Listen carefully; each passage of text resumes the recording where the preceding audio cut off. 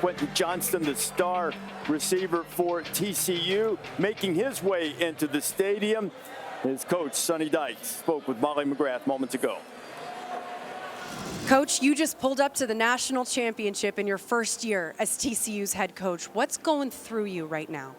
Well, a lot of things, a lot of different emotions. The big thing we have to do today is just focus on today and doing our job. And I think we'll have a chance to reflect on all this after the season. But we got a lot of work in store today, and our guys are well prepared, and we're looking forward to playing.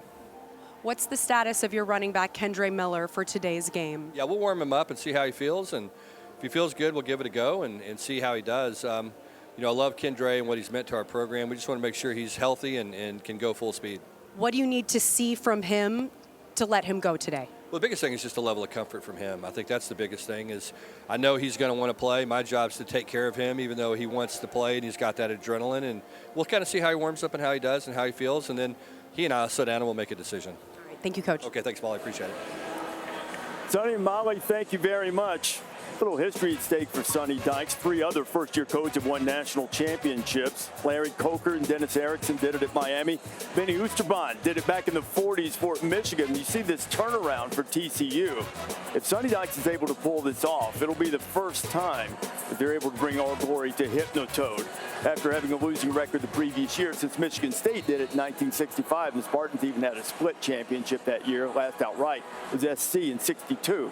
We've talked a lot about the number of times you've been here. What about the first time you were coaching in a national championship game? What was that like? Well, you know, the first time I really tried to get the players to stay focused on what they needed to do to play. The first meeting we had about first practice, I want you to don't worry about the outcome. Focus on what you have to do to dominate your box, to dominate the guy you have to play against, and assume that's going to be the best player you ever played against. So I say all that, I sell all of that, I get to the day of the game, and I tell my son, I am so nervous about this game. I'm anxious. Want to win. You really want to win for your team. You want to win for your players who have done so much all year long, the sacrifices they made and all that. And I was so anxious, and I said, I can't go out in front of the team and them see me this anxious about this game.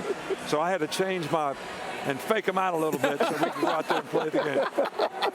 Well, you wonder if Sonny Dykes is coming up with some of that. He always comes across as very calm, very poised, unless he's working over a ref on the sideline. But other than that, he's always very, very poised. And I think it's because he's got a quarterback that he trusts and a quarterback that he knows can make plays.